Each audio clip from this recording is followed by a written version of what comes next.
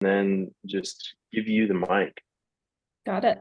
So if you don't mind, you can just Heather, introduce yourself, and then educate us for the next 10 or 15 minutes, and then we'll maybe pepper you with some questions if that's all right. Sure. I'd love that. Just wanted to say thanks for having me, and I'm glad to be here. Glad to see some familiar faces as well. Chad, hello. And yeah, I'm just gonna go ahead and dig right in because I think the discussion will probably be the most fun part. So I'll get through what I have prepared and then we'll turn it over. But let me go ahead and get this screen shared going. And then we'll do the slideshow. I just have a boring Google slide deck prepared, no fun animations or anything. But just as a quick introduction, my name is Heather Bowers with SEO Marketing. We've been around for almost 20 years. I've been with SEO for 5. And we specialize in pay-per-click and SEO. So all things Google. Unlike some other marketing agencies, that is all that we specialize in. We like to be really good at what we do. So I unfortunately do not have the answers for social, don't have the answers about TikTok, don't have the answers about email or video, but Google is my jam, and I'm excited to share with you some things today. When trying to decide what to talk about, I'm just going to show what basically the agenda for my presentation is. If you're familiar with SEO, this will be a great review. If you're not familiar with SEO or search engine optimization, this will be a great introduction. But in the hundreds of conversations that I've had with different business owners over the years, these I feel like are the 3 things that I find that I not repeat myself the most, but I educate the most on. And I feel like are very core, fundamental, I don't know, tips, tricks, takeaways. Some of it might seem common sense, but I've also seen a lot of light bulbs go off with people when I share about this stuff. So we're just going to talk about really briefly what on-page SEO is, how to do a site colon search, and how to see how your site is ranking for a particular keyword or what pages are ranking. And finally, how to utilize a tool called Search Console. So we'll go to the next slide. What is on-page SEO? As you might have inferred, it refers to what is going on the page of your website or what's happening on your website. And oftentimes people think with search engine optimization or SEO, when you type something into Google, a query, a keyword, that's the first thing that happens. And that's actually the second step in the process. So to first get on Google's radar, Google has to find your homepage. It has to find all the sites that are connected to your homepage. It has to index those sites. You might have heard the term called spiders or crawlers. It sends basically these bots to understand what content is on your website. And then it stores that information on its servers. So that way, when you finally type in a query into Google, it then checks what it has listed or what it has indexed, and then it tries to match what it presents to the answer to the question or the query that you're typing in. And there's a lot of different factors that go into, okay, what is ranked number 1 versus number 10. And we like to categorize these into 5 different, I guess, high level categories. Obviously, there's thousands and thousands of different factors that go into the algorithm, the secret sauce, how Google decides what goes above or below. And so just really briefly, we're going to focus on the text component just for today, but there's also different things to consider regarding how is your site internally linked? Does your homepage have the most internal links? How often do you use internal links? The popularity component of how often people are linking to you and how high their domain is rated, how old your website is, and then is your website growing over time? And we, in my breakout room, we're having an interesting discussion about AI content. What does that mean for SEO? What does that mean for just the internet in general? And I'm sure we'll dive into that and also in the Q&A. I'm not covering it specifically in this conversation, but size, you don't want to grow unnaturally. I'll just leave it as that. If you've written 1 blog post a year and then all of a sudden you write 100 in a day because now you have a cool new tool called Chat GPT, that might cause some problems, but we'll talk about that in a little bit. Okay, so Google looks at, we're going to highlight 4, I'm going to say 4.5 different spaces of when it's indexing, those spiders are crawling your site to see, okay, what does your site even talk about? So we know what to show you for. So the first here is the title tag. This is a really, really important piece of real estate on your website. You don't know how many businesses that I've talked to that have this cool new site, they're doing marketing. I look at their site and their homepage says home in the title tag. And that is basically you're passing up a billboard from Google to say, hey, this is what I do. So title tag is the first place. URL, this is also called a trailing URL or a slug. Basically, the keyword you want to show for, or the keywords you want to show for, should be incorporated in this space. Your H1 refers to your header one. So this is basically, okay, this is the main headline of my content. This is what we're talking about. And then your paragraph text. So the meat and potatoes of whether it's a blog post. I just grabbed an example from our webpage, but this could be one of your marketing pages, your service pages, but the actual paragraph text. So there's a concept we like to use called keyword congruency, where if you are ranking for, and this will be kind of if you want to DIY it on your own, but think of your own page. If you could wave a magic wand and show for whatever keyword that you wanted to, think of, okay, do I have a page that has that keyword in these 4 particular spots? Now, this is another perspective of what we call a search engine results page or a SERPs page. This is what your title tag looks like from the outside looking in. So this is what Google shows. So this is just another perspective to see what it looks like. And then a meta description is that little chunk of text that happens underneath. Now, a meta description doesn't necessarily affect your ranking, but it does affect your click-through rate. So we recommend having a customized title tag for each page and then a customized meta description. Now, a lot of times the next question I get is, well, how do I go in and do that? It's different for each content management service you use, whether it's WordPress, Wix, Shopify, but you quick Google search should show you, or obviously I'm happy to connect with people afterwards. But these are things that are quick and easy ways to make sure that a page is optimized for a particular keyword that you want to show for. Now, what pages do you optimize? This is a tool that I like to use called the site colon search. So this is a fun hack, free to do for my multitaskers with multiple monitors. If you want to do it while I'm presenting, then feel free to do that.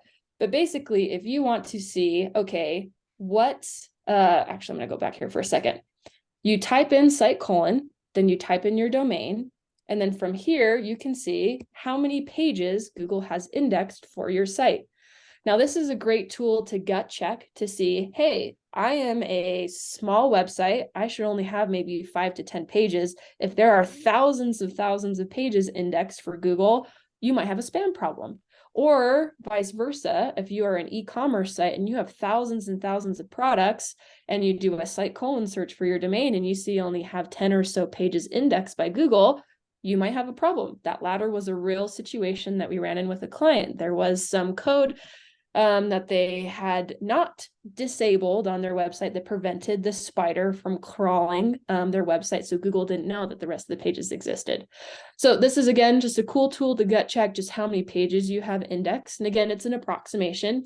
Then if you want to get really into it, you can see, okay, how many pages contain a particular keyword?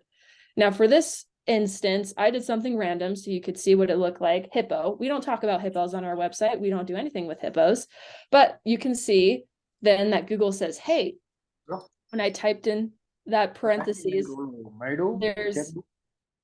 there's nothing that shows for that. So if I've done audits for people in this particular case where they wanted to rank for a particular keyword. Right on the spot, I said, hey, let's see what pages you have created for that keyword. And there were none. So if that's your case, know that you're not alone, but this is what it'll look like if you have no keyword or you don't have that keyword you want to rank for on your site. If that's the case, my first recommendation is to get content on your site that talks about it. Now, let's do a different search. In this case, I did SEO, which stands for, again, search engine optimization. That's what we do. And this, we have about 100 pages, more or less, that talk about search engine optimization. So if you are thinking, okay, great, I have pages that talk about my product, Heather, fantastic. This is a tool then you could see when you start optimizing those pages for a search engine, where to start.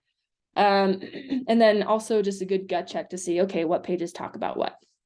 So site colon search, cool function of Google, free to use that you can do on your website to do some SEO spot checks. And then lastly, I wanted to talk about what is Search Console.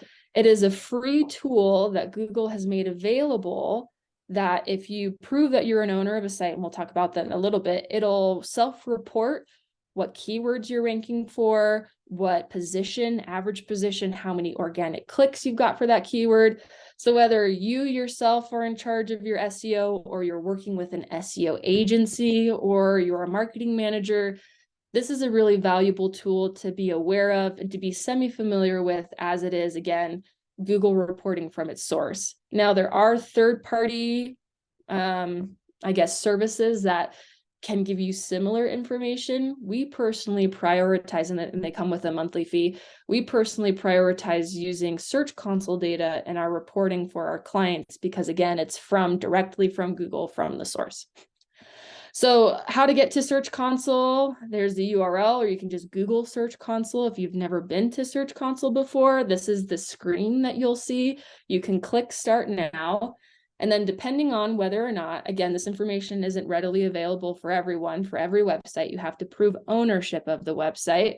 But if you have never verified a site before, you'll see that screen with the domain and URL prefix. You just follow those steps, prove that you're an owner of the site, and then you'll see something similar to that other screen, which has a bunch of different reports. And I'm going to talk about my 3 favorite reports because there's a lot of information, as you're familiar with, if you've ever used analytics or Google Ads, a lot of different reports there, but I'm going to give you my top 3. So we talk about performance, indexing, and then links. Performance is, again, this is a screenshot from SEO Marketing's Search Console. Just for the sake of congruency, I went ahead and I searched specifically for hippo. You can see nothing shows for that keyword. Again, we've established that there's no keywords on our site that talk about hippo. But if I type specifically in that query section for SEO, I can see how many total clicks in the last 6 months we've gotten for that phrase, how many times we were seen on Google's search engine for that phrase. And then we can see our average position of all of our pages combined that we saw in that index, all of our pages combined for that particular keyword. So again, this is a really cool tool to see, okay, if you are like that one client I worked with that had no keyword on his site that talked about the thing he wanted to target, you can write content, get it on your website, and then start monitoring how well that content is performing or not in Search Console. Next, page indexing, since we talked about the importance of being found on Google, this again is just a report that you can see how many pages have been indexed, if the spider got stuck or lost indexing your site, and then if there are pages that are not indexed, why they're not. So you might see that number and say, wow, you have 1,000 pages, Heather, that haven't been indexed on SEO. That's on purpose. Years and years ago, we used to build websites. We don't anymore because we like to be really good at what we do and we just do Google. So there's content that frankly, we don't want people to see. So we've set up redirects. And so we don't want Google to show those pages anymore. So anyways, cool tool to just gut check how things are going. And then we just looked at one of these, but there's a lot of different indexing tools that you can see, whether it's how mobile friendly Google thinks your website is, the core vital updates. If you follow SEO news, that's been updated, or a new updates being rolled out this month for that. Anyways, sitemaps, a lot of different stuff that I can't cover in 12 minutes or 15 minutes or even an hour, but just something to get you a teaser to get you excited to explore the tool yourself. And then lastly, how many links are coming to your site? I personally don't love Search Console for this tool because it's not as in depth. I use a tool called Ahrefs, which does come with a monthly fee for that. But this is a better than nothing solution just to see what pages are getting links, what domains are linking to you. And then we talked about that internal structure, what links or pages are getting internal links the most. Spoiler alert, you do want your homepage to be indexed the most. So anyways, hopefully this was helpful. Again, more of a basic, this is what I talk about most often with new business owners or people who are starting to investigate search engine optimization. Some quick tools to use, tools that you should be using if you're not, and then some just really rudimentary foundation blocks for SEO. And then there's my contact information. Happy to walk through this with you offline, personally with your website, if you have additional questions. But I believe now we're opening up for Q&A. So I'll stop sharing my screen, and then Taylor, I'll let you, I guess, introduce the next section. Awesome. Heather, that was super cool. I now have a lot of homework to go check out on our websites. So you just filled the rest of my day. Yeah, open it up for any questions or otherwise to direct to Heather from the group. I've got several, but I would rather have all of you get your questions out. Okay, I got one. Awesome. Let's hear it, Harley. Ownership. It's always been the bane of my digital experience. Specifically, I have multiple domains, and being able to maintain and control the ownership from the registrar through the website hosting through the email MX record. I'm in a situation where my LLC cycleidaho.com was hosted when GoDaddy and Google said, hey, if you registrar and host with us, you'll get all this stuff for free. And then they changed their business model. So now I don't have control over the MX record. That's more of a problem than a question. So here's the other deal: is somebody has cycleidaho@gmail.com, and I go, whoa. Well, I just haven't had time to go, say, hey, I own the domain. Why don't you let go of that? Because I would really like cycleidaho@gmail.com. Mm-hmm. And so you're wondering specifically, like, how do you handle that? What the next steps are, or how do you manage people approaching? Yeah. Go with it. So unfortunately, this particular problem, I would say, is more like you mentioned, a registrar hosting, which are an aspect of having a website, but not specifically, I would say, search engine optimization related. But what I will say with regards to this, I have a lot of people ask about domains and, should I spend X of thousands of dollars for this particular domain, Heather, when I'm building this new website, how important it is. And I'm going to answer that. And then I think it'll also touch on your question specifically, is depending on the relevancy of what it is that you're doing and what the domain is, I would say most of the time it doesn't matter. Meaning, if you have a brand name that isn't necessarily related to the service you provide, as you're building your brand, as you're building your business, that's okay. People can associate that brand name with what it is. However, some people are like, well, if I talked with a mortgage lender, should I buy mortgagesutah.com? And I will say that there are some benefits with geo-specific services. However, the thousands and thousands and tens of thousands of dollars that this domain potentially was not worth that. There are cases where Google will temporarily test things out higher or lower, depending on what the domain is, or a lot of different factors that we talked about. But I would say, in the scheme of the thousands of different ingredients in the algorithm sauce, what the domain is named is not as relevant as some of the things that we talked about today. For example, the text component, how many links you have to that component, so on and so forth. So for your particular instance, I can't answer exactly what the next steps are for, unraveling that knot of, okay, how do you get your email or that XML ownership again? But I would say, from a SEO perspective or a branding perspective, what makes sense for your clients is best. If people are emailing you and they're emailing that at Gmail and not your at Outlook or whatever it is, then I would say that justifies taking actions and, you know, going through this processes to, okay, how do we have brand consistency across these different platforms so we're not losing leads, as opposed to if people are familiar with your brand and it's Harley at, I can't remember specifically the service that you said, but I think it was something to do with cycling. But if it's Harvey at cycling.com and people aren't getting confused, then I would say then that's fine. People are finding you and your email's doing what it needs to. Hopefully that helped. Did that answer your question? That's awesome. And if you do know somebody who's kind of an expert at that, I would love a referral. Okay, great. Couple of questions, Heather, in the chat. One from Dave, asking if you have any tips on how or where to start on determining keywords in which a site should rank. And then also Brittany had a question on the site colon. On the site colon. Okay, if you want great. to touch on Dave's question and then jump to Brittany's. Yeah. So Dave, first thing I would recommend is what are the no-brainer keywords that your clients are searching for, or what you feel like you're talking to people about? And now a lot of times the next question I get is, well, what if it's really competitive?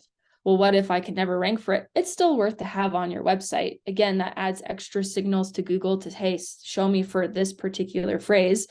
But then sometimes you can get creative with keyword research to say, you know, there's a phrase, short tail keywords versus long tail keywords. Like I mentioned, that mortgage lender, if we just do mortgages, that's going to be a super, super competitive keyword that frankly, we don't recommend people to go after, because you're not trying to show up for mortgages in all of the world. But if you find what is the best way to, you know, reverse mortgage, I don't know why I'm talking about mortgages. I don't know anything about them, but this is just an example of a keyword. But there's ways that you can get creative. And now, how do you find those creative keywords?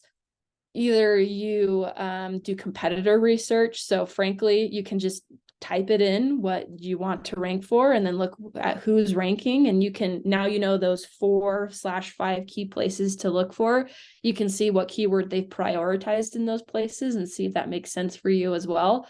There's other tools. For example, I mentioned Ahrefs, which gives you an idea of, okay, here is a parent keyword or a short-tailed keyword. Here's some different variations of that keyword that you could potentially going after. But if you are new to SEO or you have not taken an SEO approach to your site before, I would again recommend going after those no-brainers, making sure doing that site colon search, making sure that those phrases are on there. And then from there, frankly, Search Console is another tool as well, where you can see, okay, this blog post is ranking for all these different phrases. Hey, that actually is a phrase that I could write another blog post about. So that's another way that you can use Search Console as well to do. So hopefully that's a helpful answer. I mean, obviously that's what I do, is I do keyword research. So if you want more than that, then I would say suggest talking to an agency, or let's do a one-to-one after this and we can do a deeper dive into how to refine those keywords. But again, to summarize, no brainers, look at your competitors, and then just spot check your website occasionally to make sure that what you want exists on your site. And then I'm seeing some different variations. Do you mind just pulling up your screen, Heather, and Sure. doing some of these searches that Brittany and Devin and Parker are talking about here? Like, Brittany, if you want to unmute yourself and tell us what you're trying to search on there, maybe Heather can guide us on how to do it. Sure.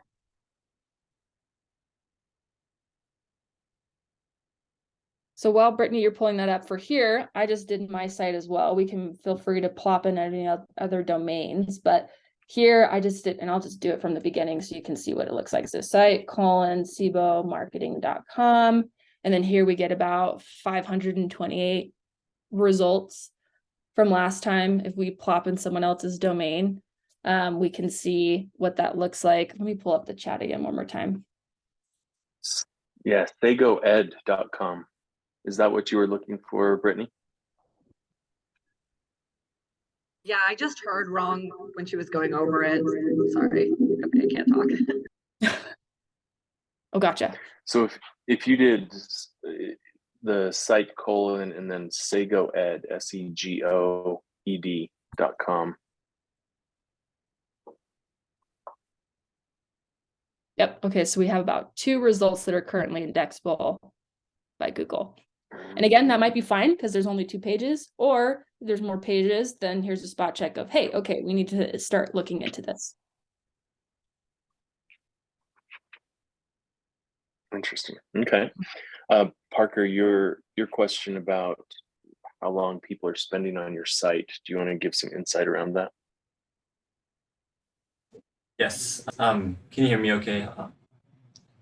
Yep. That's good. Thanks.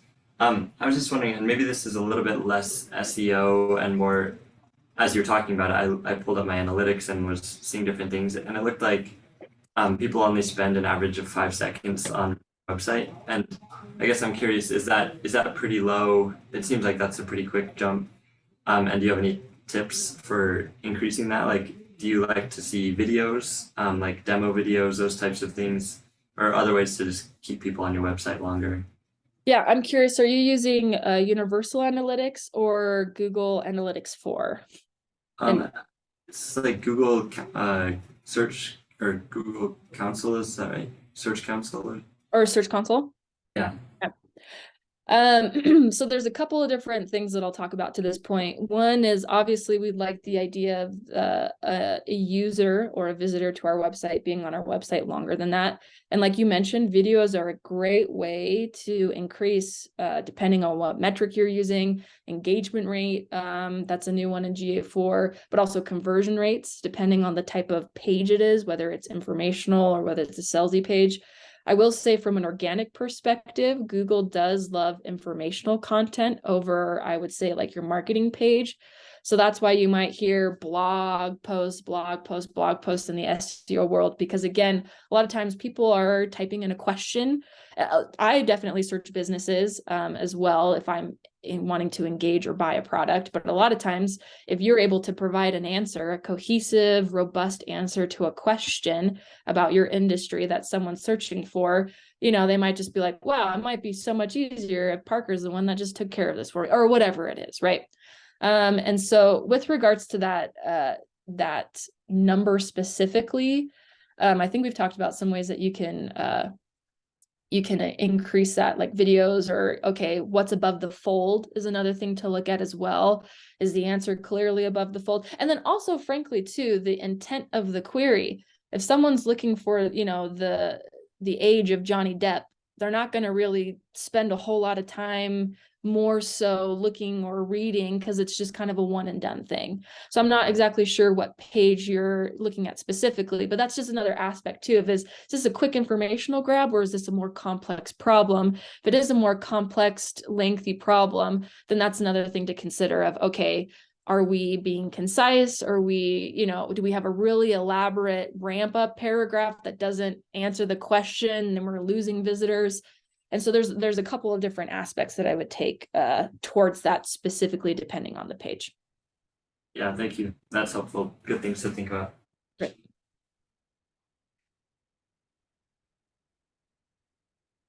Very cool. So typically we'll close up shop around 11:45. So Heather, this was awesome. I would suggest maybe, I know you had it on your presentation, but throwing your email in the chat just so we've got that. But really appreciate this. This is super helpful, and I guess I'm thanking you for giving me homework now to go do.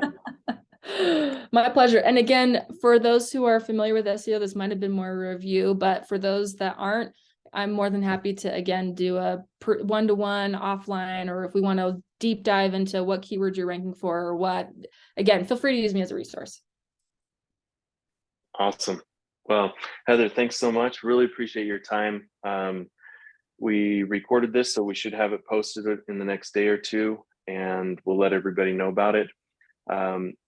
Would you be willing to share the presentation that you gave so that we could share that out as well? 100%. Okay. Yeah. If you can just send that to Hannah, that would be great. And yeah, thanks everyone. If you want to grab Heather